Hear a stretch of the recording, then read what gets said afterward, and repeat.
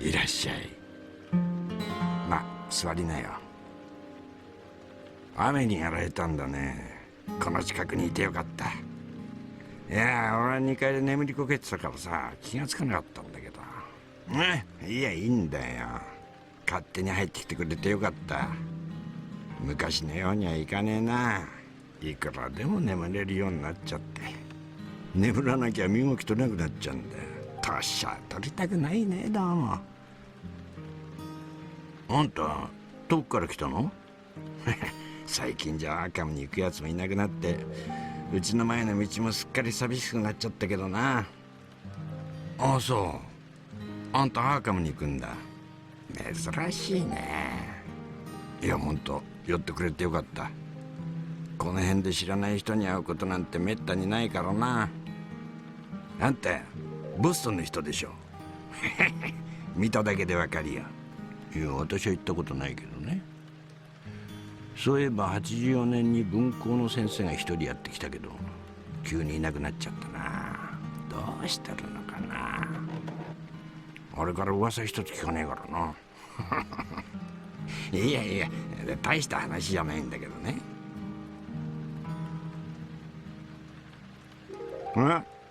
気になる？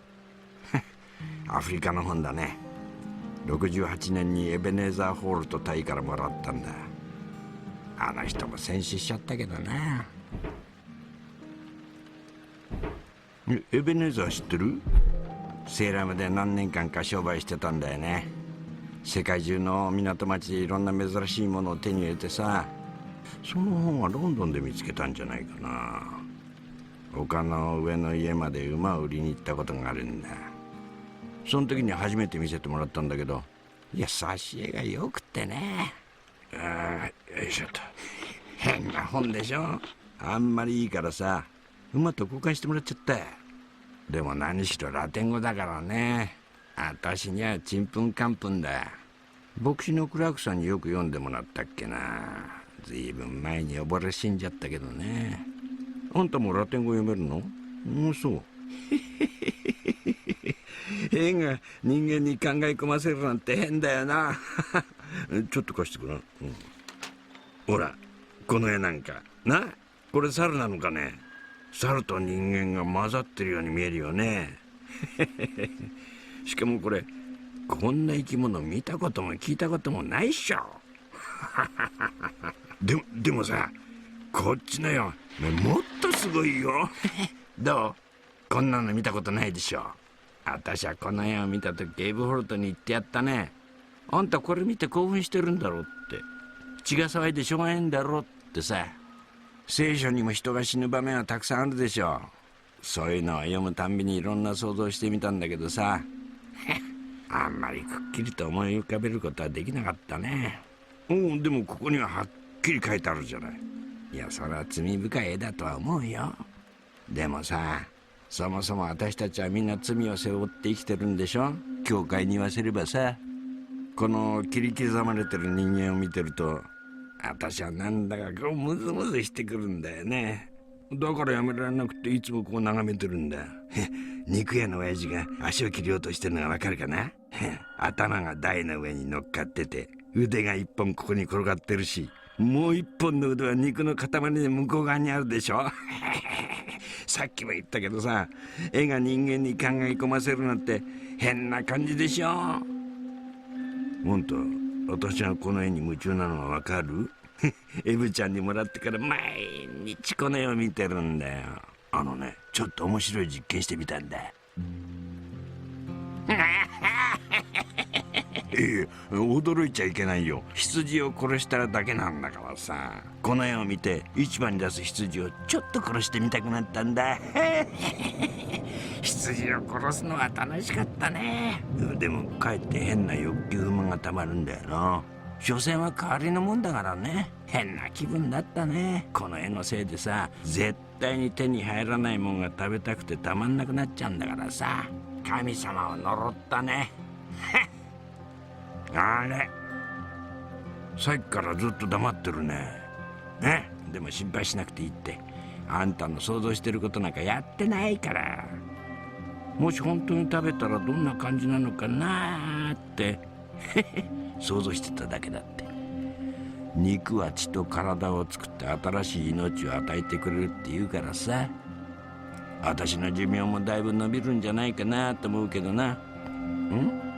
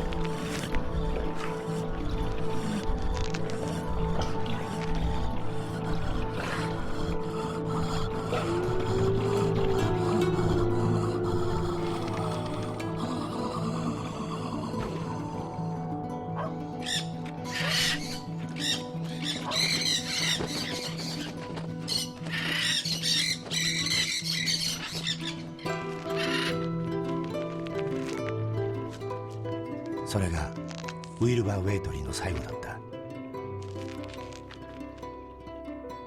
ウィルバーは1913年ダニッチ村に生まれた。父親に関してはっきりしたことを知る者は村に一人もいない。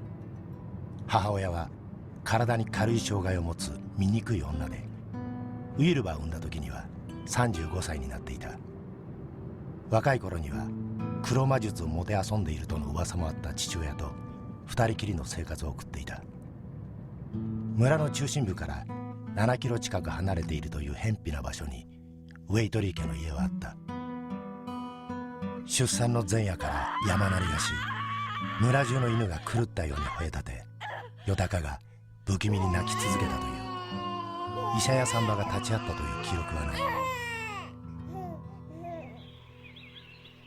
ウィルバーが誕生してからのウェイトリー家の奇妙な兆候の一つは、乳牛を購入し続けたのに一向に総数の増える気配がなかったことだった。納屋の中にいる牛の数はいつもだいたい12頭前後で、ほとんどの牛が薄汚くやつれ、ひっかき傷を負い、皮膚をただれさせていた。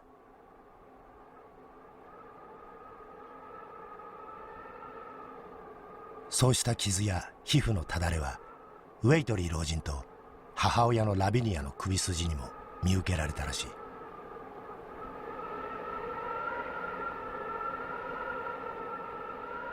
生後8ヶ月が過ぎる頃には完全な一人歩きができるようになり、ハロウィンの夜には炎の上がるセンティネルの丘の頂上を目指して草むらの中を母親と共に全裸で駆け上がっていく姿が目撃されている。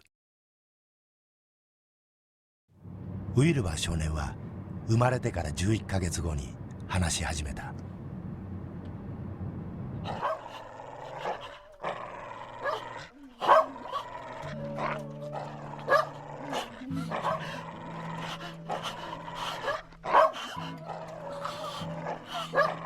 だが異常な速度で成長し、奇妙な言動の目立つウィルバーよりも村人の関心と恐怖はウェイトリー家の中で一体何が進行中なのかという一点に絞られていた。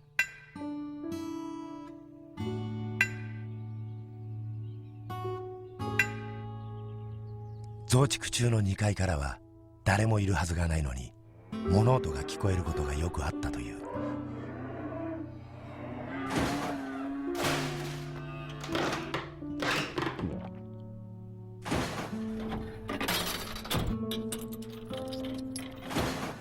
ウェイトリー老人は1924年の収穫祭の夜に死んだ。臨終を看取ることになったホートン医師によると、老人の呼吸に合わせるようにしてよだかがうるさいくらいに鳴いていたという。息を引き取る直前、老人の意識は突然戻り、ほとんど縵盲状態のまま孫に声をかけたという。家をもっと大きくしろ、与える食べ物に気をつけろというような内容だったとホートン医師は後に証言している。門を開ける前に外に飛び出させてはいけない、あいつを操ることのできるのは彼らだけだという謎めいた言葉も伝わっている。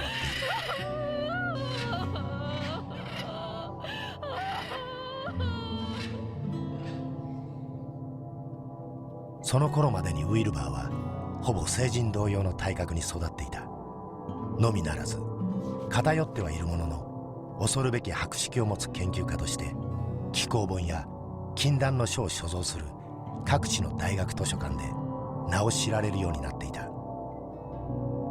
私がウィルバーからの手紙を受け取り始めたのもこの頃のことだった。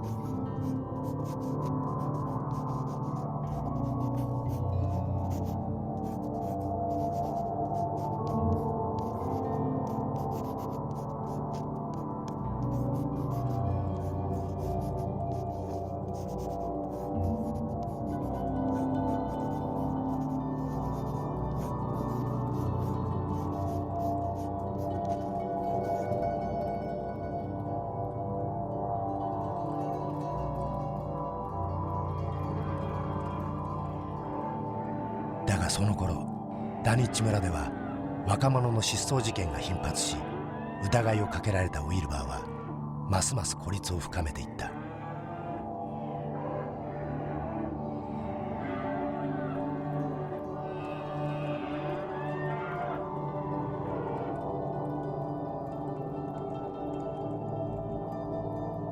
それから2年の間に母親は不可解な失踪を遂げ、ウィルバーの身長は2メートルを超えてもなお成長を止める気配を見せなかった。1927年の冬、ウィルバーはとうとうミスカトニック大学附属図書館に姿を現した。それまでにハーバード大学のワイドな図書館、パリの国立図書館、大英博物館、ブエノスアイレス大学との間で文通を交わしていたものの、蔵書の借り出しは認められず、とうとうダニッチ村から最も近い距離にある我が図書館に足を運ばざるを得なくなったのだった。それはネクロノミコンという呪われた書物だった。紀元700年頃にアブドゥル・アルハザードが表したものを17世紀に入ってからオラウス・ウォルミウスがラテン語に訳し出版したとされている。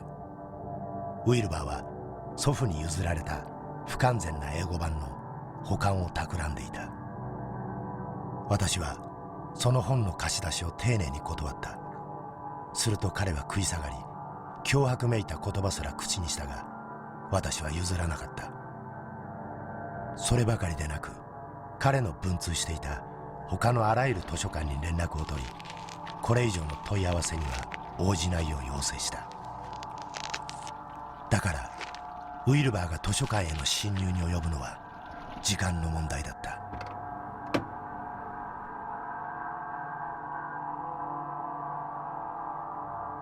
ダニッチ村の恐怖が始まったのはウィルバーの死から1月ほどが過ぎた頃のことだった。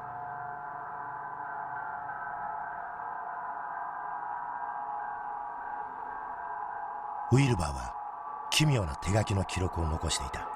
それは古代アラビア語のようにもサンスクリット語のようにも見える文字で書かれていた。ダニッチ村で起こりつつある怪異現象の第一歩を目にした時、私たちの解読作業は最終段階に至り、来たるべき事態への具体的対応策を準備していたところだった。おーい！ん？あんなところに警官の車が。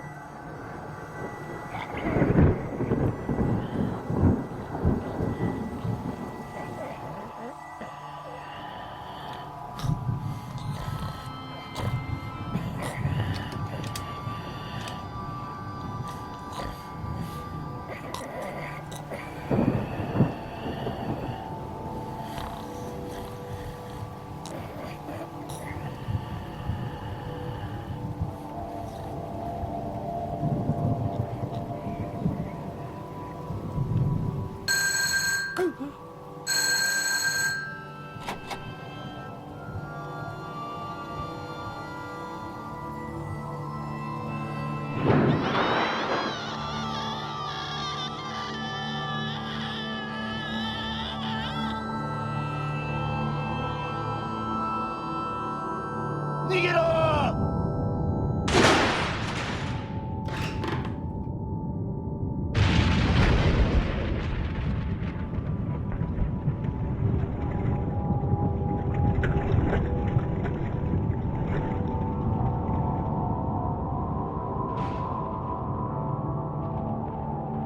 私たちは後を追います。あいつは黒魔術で生み出された化け物なんです。魔術で生み出されたものは魔術でなければ倒せません。私はウィルバー・ウェイトリーの持っていた本や日記をくまなく調べ、その方法を研究しました。おそらく奴を倒せると思います。危険な賭けではありますが、ウィルバーが生きていたらもっと恐ろしいものをこの世界に呼び寄せていたはずです。どなたか近道を教えてくれませんか？あの向こうの丘に先回りしたいです。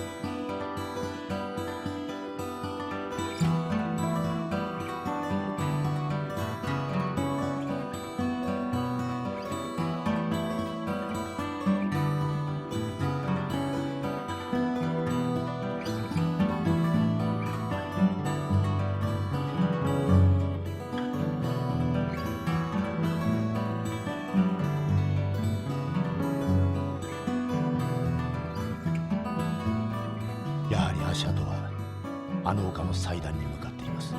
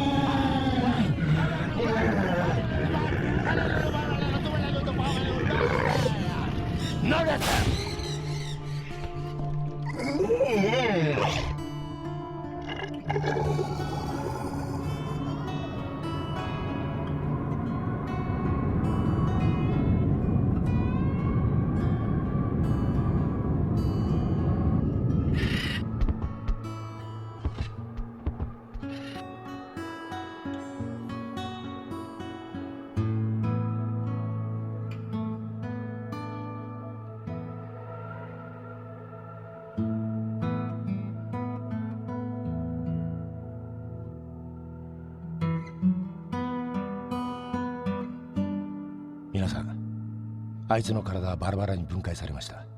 もう二度と元に戻ることはありません。私はウィルバーの日記を焼却します。皆さんはあそこにある祭壇を爆破してください。冒涜的な儀式を実行に移すことで邪悪な者たちをこの世界に呼び戻し、人類を絶滅させてやろうという忌まわしい意志はいつ誰の心にでも宿る可能性があります。それはむしろ我々が太古から受け継いできた意志なのかもしれません。今回はギリギリで間に合いましたが、次の保証はありません。あいつはウィルバーの双子の兄弟でした。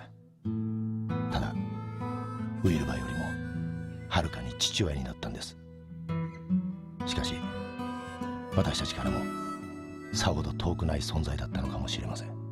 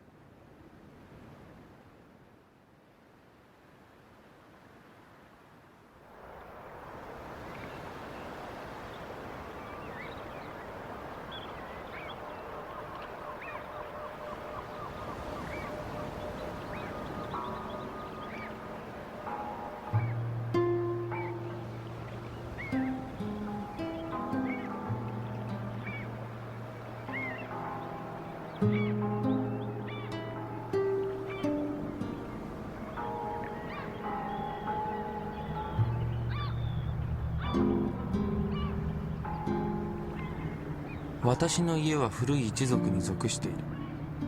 300年前、最初の植民者たちがこの大陸に足を踏み下ろした時にもすでに長い歴史を持っていた。一族の者は1世紀に一度この小さな港町に集まり祝祭を行う。それにより太古の記憶をよみがえらせるのだと伝えられている。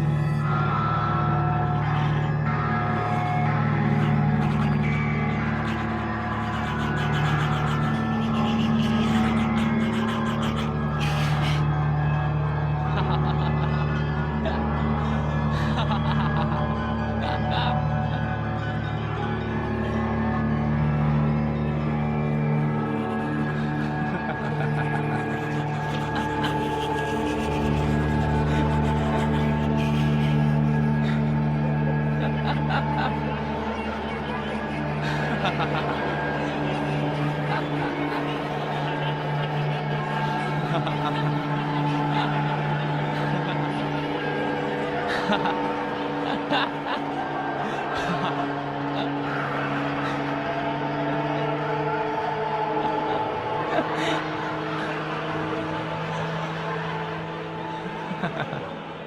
ハ